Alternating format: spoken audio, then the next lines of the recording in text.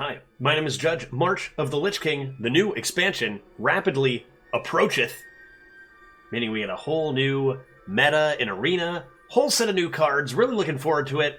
Lots of really powerful cards in the last few sets, and that does not change coming into March of the Lich King. We're going to, in this video, take a look at my top 10 Arena cards coming in the March of the Lich King expansion. This does not include Path of Arthas, because I didn't want this video just to be clogged with nothing but Death Knight. Lots of good cards coming there too. This is only the March of the Lich King set. So we're going to take a look at the top 10 in this. If you're looking for a full review on every single card, I'm not going to be posting that to YouTube, but you can find that from a video I did live on Twitch in the comments below. So if you're looking for more information, be sure to check that out below.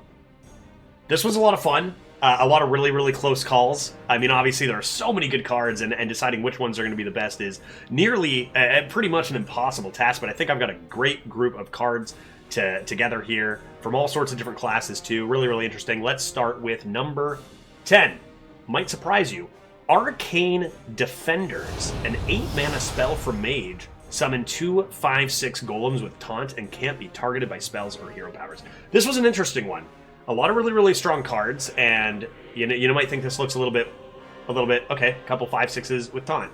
Whatever. This reminds me a lot of the Warrior card, which was a mech, and was a 3/6, and a taunt, and summoned a copy of itself, which vanilla, without the buffs on it, was pretty good. Not insane, but pretty good. This is just a bit of a buff on that, but the real kicker is that can't be targeted by spells or hero powers. The taunt and can't be targeted is such a clean combination to shut things down. Only weakness is silence. Having 12 health that must be handled by minions on the board, I think is a bigger deal than people think. I think this is going to be one of the most underrated cards. An arcane spell for Mage. Just a big, big wall. It's all bundled into one card. It's not like you have to play 2 separate taunts and then buff them with something. It's one single card that does a lot of work. This is going to trade into a lot more cards than just one, giving you a lot of extra value. So I think this is going to be a bit underrated. We'll see how it performs. Looking forward to that one. It gets the number 10 spot, just squeaking into the list. Number 9, we have a neutral undead, Infectious Ghoul. 5 and a 5/4 Death Rattle. Give a random friendly minion Death Rattle. Summon an Infectious Ghoul. We've seen a card like this before. It's a legendary. It's called Greybow. And that card is insane. And I think this card is, very, very similar. Very comparable. But there's a few things that make this card my number 9 instead of higher, like Greybow would have been. And 1, 4 health versus 6 health is a big deal. This comes down on turn 5 on an empty board. It is most likely going to be cleared, whereas Greybow, that wasn't always the case. And if you play a 5 and a 5/4 without the effect going off, that's very bad. The main idea, though, of this just winning the game by not being able to be dealt with, I think is very viable. You start with a curve 1 to 4, you play this card, and they can't trade it right away. They got to deal with the other minions on the board if you've curved out well. And then you just play another thing and trade this off, and off to the races. You just got a pile of stats. Really, really insane snowball effect that we've seen before with Greybow. A little bit more manageable than it, though. It's just a little bit less consistent. Still got the potential to just win games. Number 8, we have a Warrior spell, Sunfire Smithing. It's a true silver champion with a buff. I mean, it's pretty straightforward. Equip a 4/2 sword, give a random minion in your hand, +4/+2. What do I have to say about this? It's a 4/2 weapon is already very good.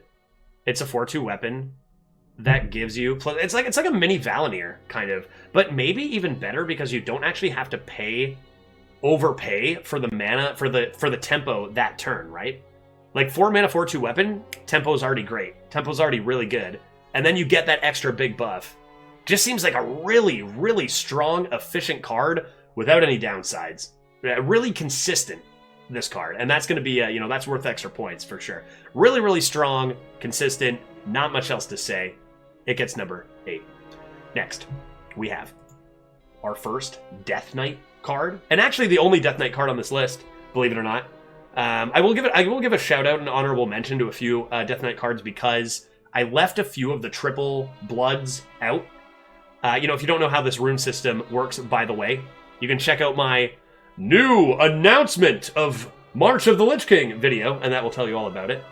But 1 blood rune is very manageable. 3 blood runes are like, you're not going to draft those. Barely ever, right? Because as soon as you put 1 unholy or the other one in, Frost, in. So I left those out. Honorable mention, though, because there's some really, really powerful cards. Particularly the Twisting Nether with a body one is very good.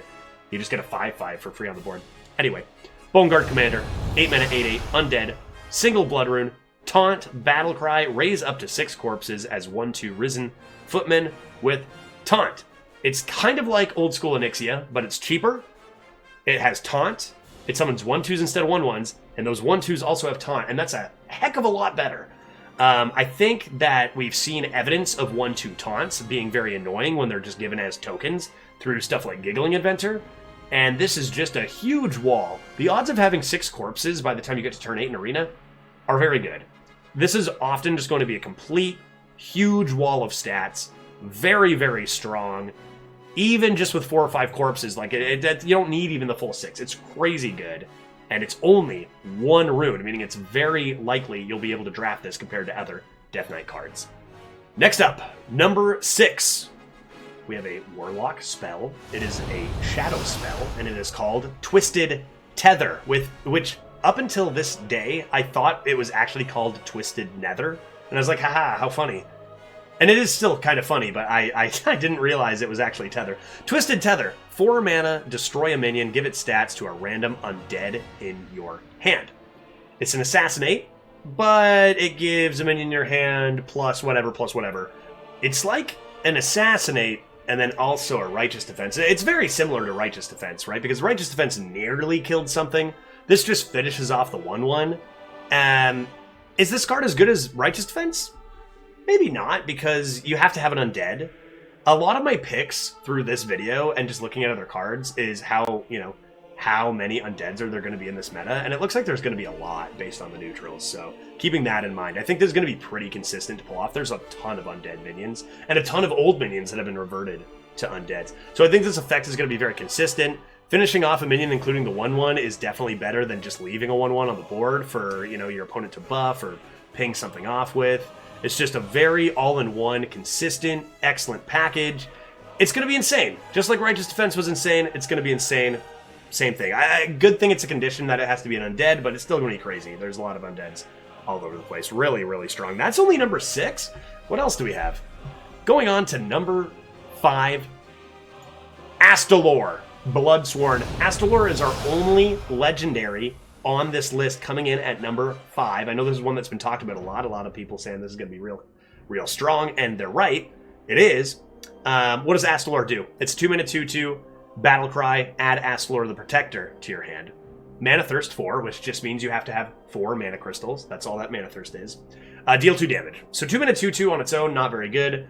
2 mana 2/2, deal 2 damage, very good. So very good after turn 4, which is probably where you're going to play this. You'll add then Astalor the Protector to your hand, which is a 5 mana 5/5. Battle cry, add Astalor the Flamebringer to your hand. But if you have 7 or more mana, you gain 5 armor. The armor is less relevant than the dealing 2 damage. You can kind of play this whenever. I think that's the weakest of the 3, the gain 5 armor, but great. After turn 7, you slam this like kind of in the middle card down. You get your 5 mana 5/5. Gain 5 armor, sure. This one's the big mama. After that, you get Astalor the Flamebringer, 8 mana 8/8, battle cry, deal 8 damage, randomly split between all enemies. Mana Thirst 10, deal 8 more. Turns out, dealing 16 damage in Arena to your enemies is very, very good. And if this weren't so insane, I would say this is a bit okay. It's okay. The 2 mana card, it's fine. The 5 mana card, it's fine, maybe a little weak. But there's a finisher. There's a finisher, and it's something your opponent is going to, it either clears board or it clears face. And it's just so much damage. You think about, this is like a much worse Sire Denathrius, right? Or generally a worse Sire Denathrius, and Sire Denathrius is one of the most broken cards. It's going to be very good. You go for this, you play it, you win games. Easy peasy. Skill-based game, right? Easy. Very, very strong looking finisher there. And the 2-drop particularly is quite good as well. Moving on to number 4, 4, 4, 4, 4. It got super difficult. Honestly, this whole list was very, very difficult. Placement was difficult. There's so many good cards I left out of this list that I'm like, how is this not in the top 10? That maybe could be. We get into some real nice cards. I think I nailed the order I wanted for these. But man, whew, took me a lot of thinking. Number 4. We have Lingering Zombie, 1 mana, 1/1, Druid, Undead. It's the one, you probably heard of it before. If you haven't, it's a 1/1 with Death Rattle, summon a 1/1 that has Death Rattle, summon a 1/1. 3/3 stuffed into 1. Druid loves that. Druid absolutely loves that. It's very similar to Batty Guest, which is a 1/1 that summons a 2/1. And Batty Guest is running like every single hunter in Constructed and is fantastic in Arena. This card, to me, would be fantastic in Arena. Like, it'd be a pick I take all the time if it had 1 less 1/1. If it was just a 1/1 that summoned a 1/1, sorry, I'm saying 1/1 a lot. It would be completely fine. It'd be good. It'd be a Mermy. Mermy's a great Arena card.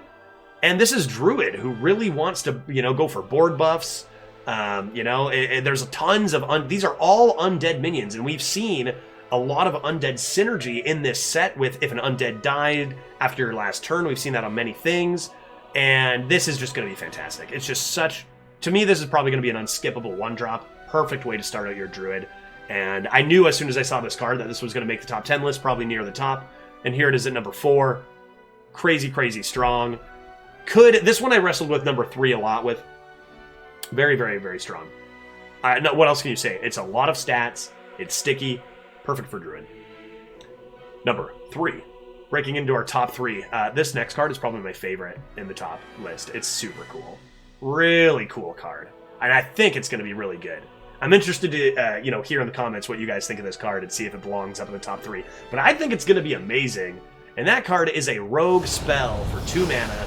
Discover 2 concoctions. What are concoctions? There are 5 different types of concoctions, and you need to add 2 of them to your hand to make a potion, okay? So you add... This is perfect because you discover 2 concoctions. Great, you got yourself a potion. There are other cards that only give you 1 concoction. Not good enough until you get a 2nd concoction, which will fuse together to make your potion. You can use 2 of the same concoctions to make 1 potion that does twice the original concoction's effect. Now you know everything about concoctions. The concoctions are Slimy Concoction, summon a random 3-cost minion. Dreadful Concoction, destroy a random enemy minion. Bubbling Concoction, deal 3 damage. That's not even to random. You can just choose your target. That's pretty good. Add a card to your hand from another class. It costs 3 less. And draw 2 cards. So you get to discover from a choice of 3, 2 times to create a single potion, assuming you don't already have an original concoction in your hand, because then the first discover will fuse with that. Pretty much, it's create your own custom 3 mana potion, and the reason this is so good is the effects are strong, but most importantly, this card is so versatile. For the same reason Choose One cards in Druid tend to be stronger than each of their individual effects, this card can do so much. Like, look at one of the options is draw 4 cards. Like, one of the many, many, many combinations is a pay 2 mana for the potion belt, and then 3 mana for the potion. That's 5 mana to draw 4 cards. That's a sprint, people. Just a sprint, which is a fine card now that it's 5 mana, is one of, like, the many, many options. That's one option if you just need to fill in, your hand. You can also... deal 6 damage. It can be used for damage, it can be used for refuel, destroying entire enemy minions. If they have 2 big minions on the board, you just take a double destroy. It's incredibly versatile. The maneuverability is insane, and the individual options are not weak. Like, this card just seems extremely, extremely strong and can suit any situation you could need. I just feel like this card is going to be... But, I mean, there's a reason it's in the top 3 for me. Number 2 is not nearly as fun as number 3, but very, very good. And that is Unliving Champion. It is a 3-mana 3/2 undead from Shaman with the battle cry. If a friendly undead died after your last turn, summon 2 3/2 zombies. So this is very much following the theme we saw in Nathria, where it's just an unfathomable pile of stats for cheap, right? I think of Mischievous Imp. Think of the Druid one, 3 mana 10/10, whatever that's called, right? A crazy amount of stats on this. It does have a condition. Thank goodness. You know, just like the others did too. They have conditions. But I don't think it's a very difficult one to pull off. Assuming I'm correct in how popular undead cards are going to be, because there's a ton of undead in this meta. I think this is just going to be easy. You just curve out, have an undead, trade it off, slam a 3 mana 9/6, and that will sometimes just win you the game. Very, very similar to Mischievous Imp. I'm not sure if it's as good as Mischievous Imp, maybe slightly worse, but if it's comparable, it's disgusting, and I think this card will be disgusting. Not much to say here. It's a 3 mana 9/6. Yeah, that's going to be good. I think that's going to be good. Undead tag, too, on all of the zombies.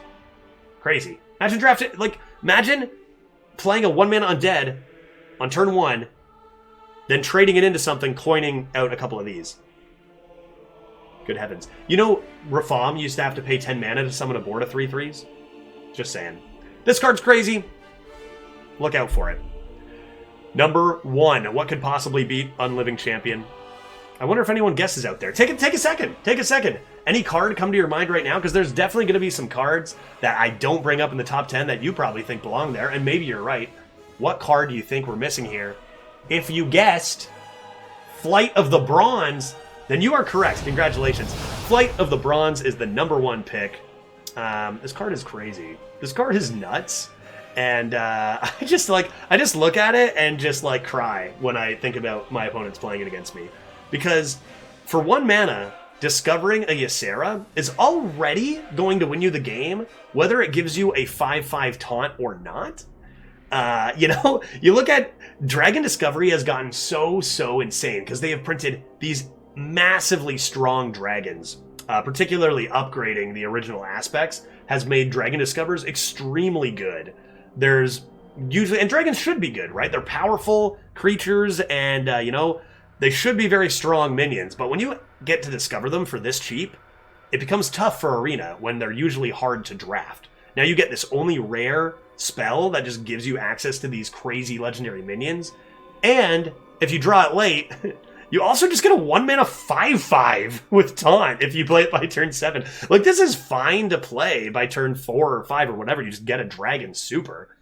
But if you play it later, you just get a 1 mana 5/5. It's crazy. It's nuts. It's a pile of stats, insane value. You probably, half the time, just win the game based on your Dragon Discovery, as we've seen.